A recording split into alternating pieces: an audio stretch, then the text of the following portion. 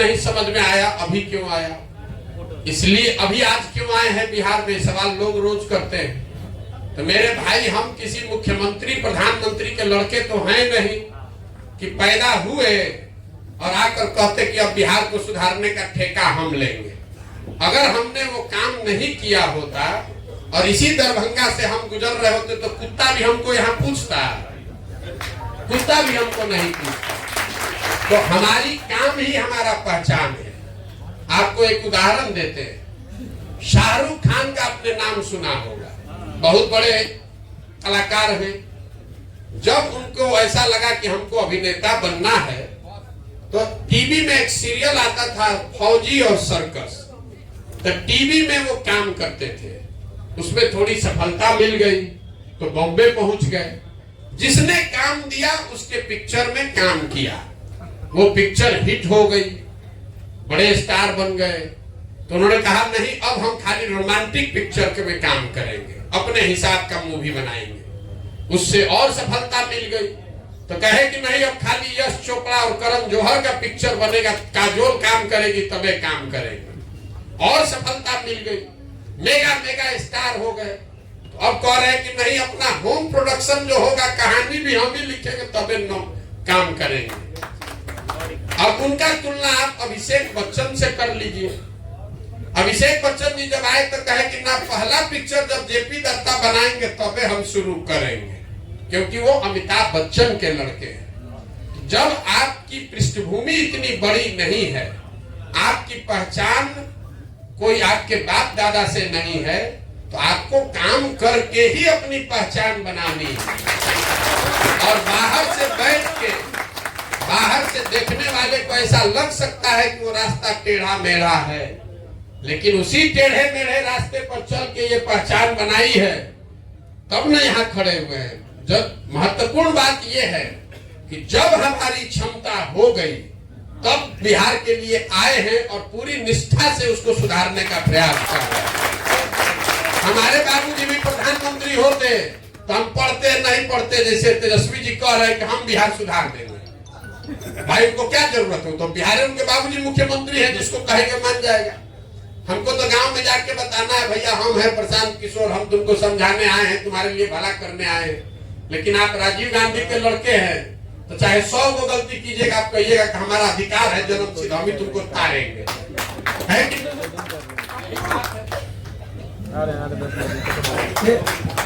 गौरवशाली है, उनके मुकाबले बहुत ज्यादा अच्छा है। लेकिन ये पुरानी बात है, आज की ये दशा नहीं है। मधुबनी में जब हम आए तो यहाँ पर मिथिला में लोग कहते हैं कि मधुबनी में सब बहुत विद्वान लोग रहता है। हम हर गांव में ये कह के आए हैं कि कभी आपके बाप दादा विद्वान होंगे।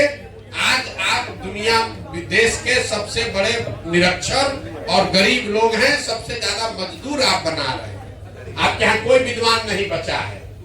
मधुबनी के घरों में आप जाइएगा, यहाँ मिथिला में भी आप लोग देखे होंगे, पुराने जमाने में यहाँ पांडुलिपि लिखी जाती थी। जिन परिवारों में पांडुलिपि लिखी जाती थी, उनको ये भी नहीं मालूम है कि पांडुलिपि का वैल्यू क्या है, वो दिमाग खा रहा है। आपके बाप दादा कभी मिथिला में होंगे विद्वान, आज यहाँ विद्वान नहीं रहता है। ये पूरे दुनिया के सबसे गरीब इलाके में इसकी गिनती होती है। एक बिहारी सब पर भारी, पुरानी कहावत है। आज के परिप्रेक्ष्य में इसका कोई महत्व नहीं है। अगर हम लोग सजग नहीं होंगे तो 100 बिहारी एक तमिलनाडु एक तमिल के बराबर भी नहीं है। और जो लोग गाली हम लोग को दे रहे हैं, देखिए वो गलत है, उनको गाली नहीं देना चाहिए। लेकिन अगर आप और हम, हमारे बच्चे जाकर वहां मजदूरी करेंगे तो हमको विद्वान तो कहेगा नहीं। आपके घर पर कोई नौकर काम कर रहा है, आप उसको बहुत धनवान तो कहिएगा नहीं। तो जब बिहार के सारे अनपढ़ लोग जाकर तमिलनाडु में मजदूरी करेंगे तो तमिलनाडु का आदमी तो यही कहेगा कि सब बड़ा बेवकूफ आदमी है। हम भी तो तमिलनाडु में 2 बरस काम किए, हमको तो नहीं लगा कि कोई तमिल आदमी हमको गाली दे रहा है। लेकिन लोग ये कहते जरूर हैं कि भैया आप तो होशियार लगते हैं, आपके राज्य में सब इतना बुर्बक आदमी सब कैसे है। सुनना पड़ता है, सुनना पड़ता है। तो हम लोग को देखिए, उन्होंने कुछ कहा उसका विरोध कर रहे हैं, लेकिन आत्मचिंतन भी होनी चाहिए कि अगर हम लोग के बच्चे पढ़े लिखे होते, अगर उनको तमिलनाडु में जाकर झाड़ू नहीं लगा रहे होते, मजदूरी नहीं कर रहे होते, तो कोई क्यों गाली देता आपको? तो खाली झूठो खड़ा होकर कहने से कि तमिलनाडु का आदमी को हम उड़ा देंगे, मार देंगे, और आप अपने खाने के लिए जब वहां जा रहे हैं तो आपको गालियां न देगा भाई। बहुत बहुत धन्यवाद भैया। हमारी समझ में है जो पैगंबर ने बताया, आपके पैगंबर ने बताया कि जिस कौम को अपने रहनुमाओं की समझ ना हो उसके ऊपर जालिम हुक्मरानों को मुसल्लत कर दिया जाता है। आपने अभी कहा कि आज के जो हुक्मरान हैं, कल की बात नहीं है, आज का जो हुक्मरान है वो जालिम है आपकी नजर में। ठीक बात है, आप अपने पैगंबर की उसी कही हुई बात को आधा पढ़ रहे हैं, आधा नहीं पढ़ रहे हैं। आपसे गलती पहले हुई है तभी तो आपके ऊपर जालिम। हम तो गलत हो सकते हैं, पैगंबर तो गलत नहीं हो सकते। तो मुसलमानों को इस बात की चिंतन करनी चाहिए। मुसलमानों को चिंता बहुत है, चिंतन नहीं है। आपने कहा कि हम भाजपा अपनी सुरक्षा के नाम पर वोट देते हैं लालू जी को, लेकिन उसी सुरक्षा के नाम पर जब आप किसी अपराधी को वोट दे देते हैं तो वही अपराधी जाकर हिंदू समाज में भी तो किसी को मारता है, तो हिंदू समाज को भी तो अपने सुरक्षा का उतना ही हक है, इसीलिए वो भाजपा को वोट देता है। तो सामंजस्य तब बनेगा जो बात गांधी ने बताई कि जब मुसलमानों की सुरक्षा और हिफाजत की चिंता हिंदू करेगा और हिंदू की सुरक्षा की चिंता मुसलमान करेगा, तब न बात बनेगी। अभी तो आप अपनी सुरक्षा में लगे हुए कि कोई बन जाए, भाजपा नहीं बने, चाहे वो क्रिमिनल बन जाए। जब वो क्रिमिनल बन के आता है जीत कर आपके वोट से, मुसलमानों के वोट से जब क्रिमिनल अपराधी जीत कर आता है तो समाज में ये बात होती है, देखिए सब मुसलमान किसको जिता दिया है, हमको आके मार रहा, तब तो आप उसको बचाने नहीं जाते। इसीलिए वो हिंदू मुस्लिम पोलराइजेशन होता है। आप भी, आपको अपने सुरक्षा का चिंता है, अपने हिंदू भाइयों की सुरक्षा का चिंता भी नहीं है, तो हिंदू भाई भी आपकी सुरक्षा का चिंता छोड़ दिया है। चलो भाई भाजपा आने दो, हम लोग अपना जान तो बच रहा है। जब तक आप इस सोच से बाहर नहीं निकलेंगे तब तक भला होने वाला नहीं। तो आप अपने रहनुमाओं की समझ ठीक बनाइए। जिसको आप रहनुमा समझ रहे हैं उससे आपका सुरक्षा नहीं हो रहा है, सुरक्षा दंगे से आपकी हो रही है, लेकिन आपके बच्चे कुपोषण से मर रहे हैं, आपकी महिलाएं प्रसव के दौरान व्यवस्था नहीं होने से मर रही है। पूरे देश में सबसे ज्यादा टीबी के रोगी, सबसे ज्यादा टीबी का इंसिडेंट रेट मुस्लिम बच्चों में बिहार में है। आप उस मौत को नहीं देख रहे हैं। दंगे में 10 आदमी मरता है, पिछले 40 वर्ष में कितने लोग स्वास्थ्य व्यवस्था के अभाव में मर गए वो आप नहीं देख रहे।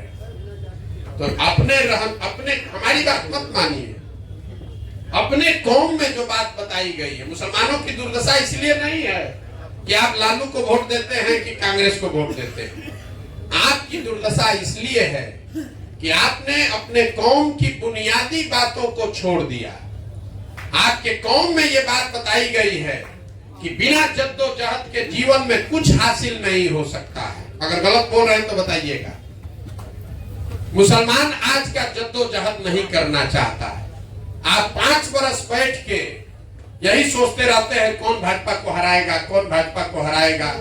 और चुनाव में जो भाजपा को हराता हुआ दिखे, चाहे वो अपराधी हो, अच्छा हो, खराब हो, आप उसको वोट देने को, उसको समर्थन देने को तैयार है, उसको अपना रहनुमा मानने को तैयार है।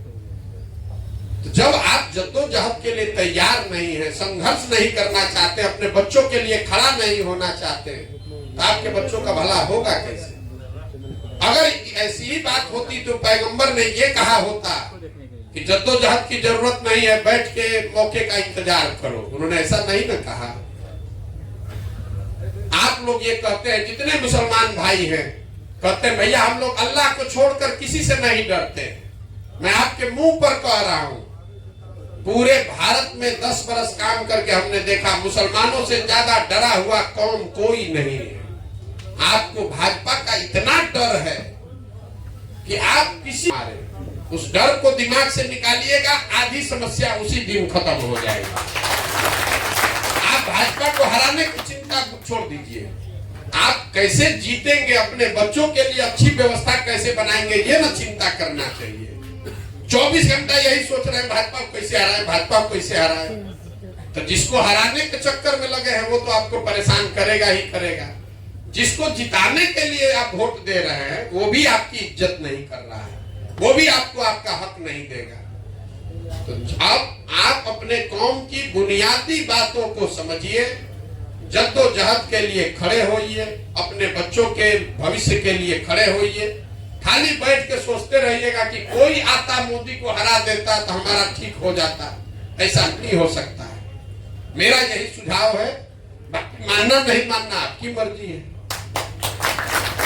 ये मानसिकता दिखाता है कि आदमी शेर पढ़ता है बहुत बढ़िया, लेकिन आपने सवाल पूछा कि सुधरेगा कैसे। पहला काम तो ये कीजिए कि मेरा झंडा ढोने की बात को अपने दिमाग से निकालिए। किसी का झंडा ढोइएगा तो बात नहीं बनेगी। आपने एक आंकड़ा लोगों को बताया कि यादव लोग आरजेडी को और फॉरवर्ड सब मोदी को, अति पिछड़ा नीतीश कुमार को। भैया इस आंकड़े में मत पड़िए, बिल्कुल गलत आंकड़ा है, ये लोगों का भ्रम है।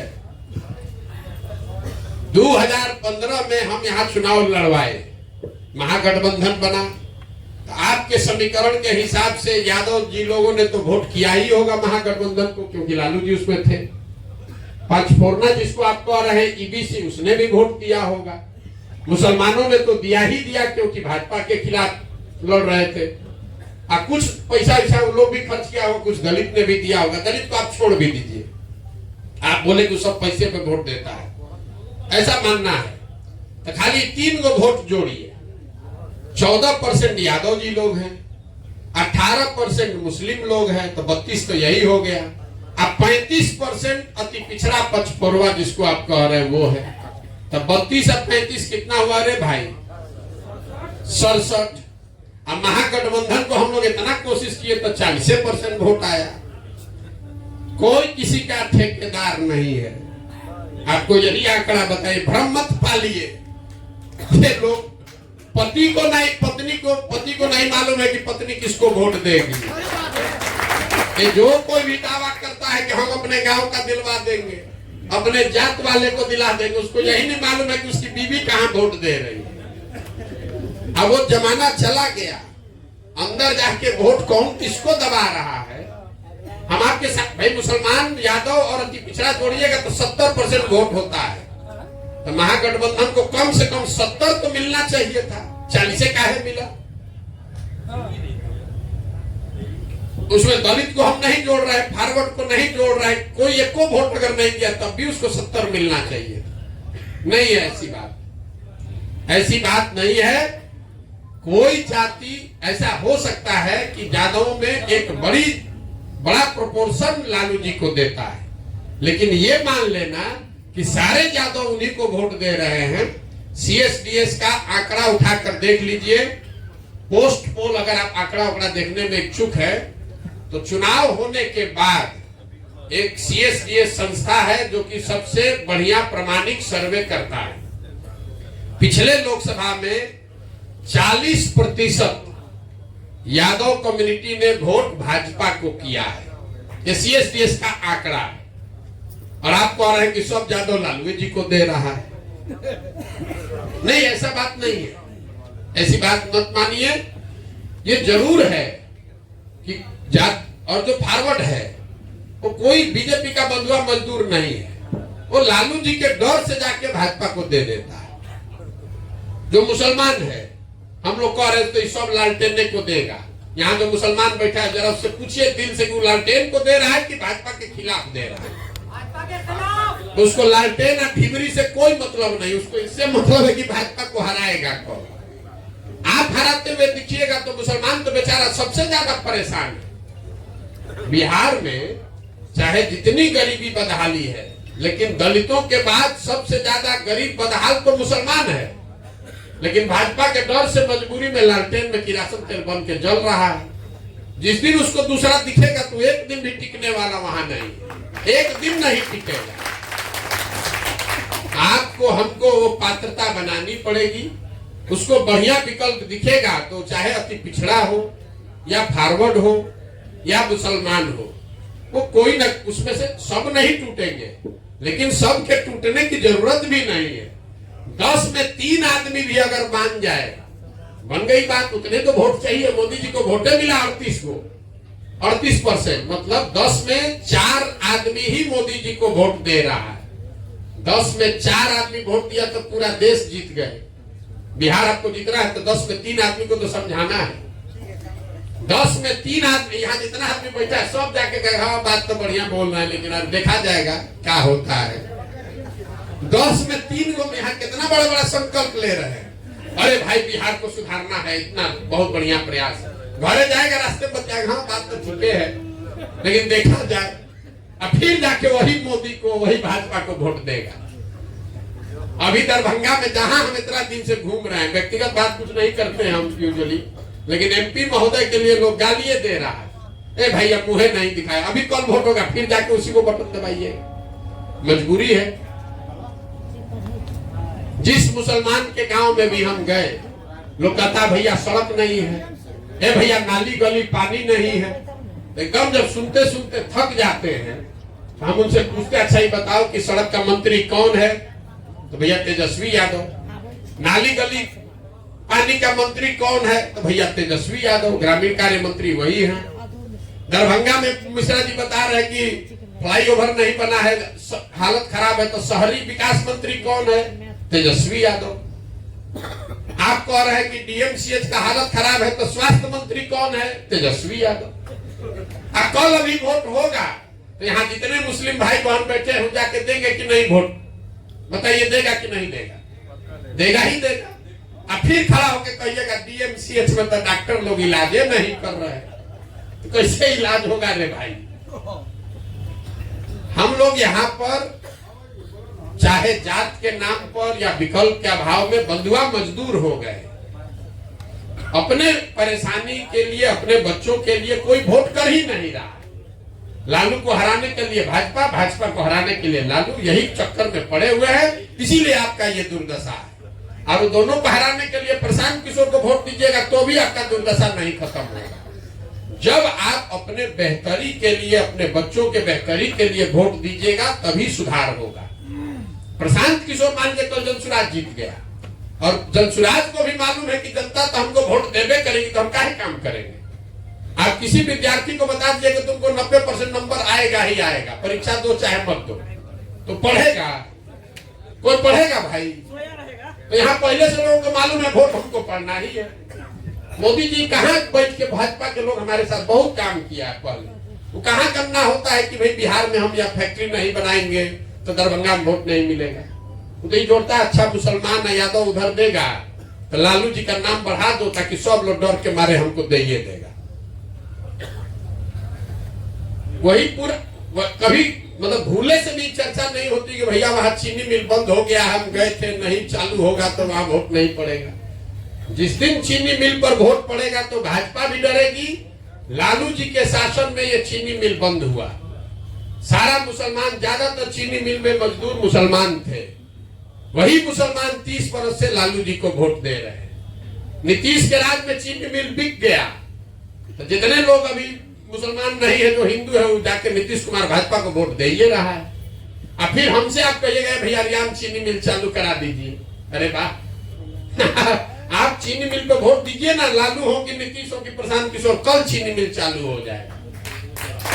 लेकिन आपको तो वोट देना नहीं है, उसके उसको खाली बतियाना है 5 बरस, और फिर जाके वोट उसी नाम पर देना है। तो आप अगर जुड़ना चाहते हैं, आप जैसा कोई भी जुड़ना चाहता है तो अपने लिए जुड़िए, अपने बच्चों के लिए जुड़िए, किसी का झोला मत उठाइए, ना लालू का, ना प्रशांत किशोर का, ना मोदी का। आप अपनी चिंता, भाई तमिलनाडु सबसे प्रोग्रेसिव राज्य है पूरे देश में। तमिलनाडु में मोदी जी गए थे, सरकार में आज तक भाजपा का बना ही नहीं है, और कांग्रेस का शासन तमिलनाडु में पिछला 50 वर्ष में नहीं है। लालू नीतीश तो तमिलनाडु में है नहीं, कैसे बना तमिलनाडु?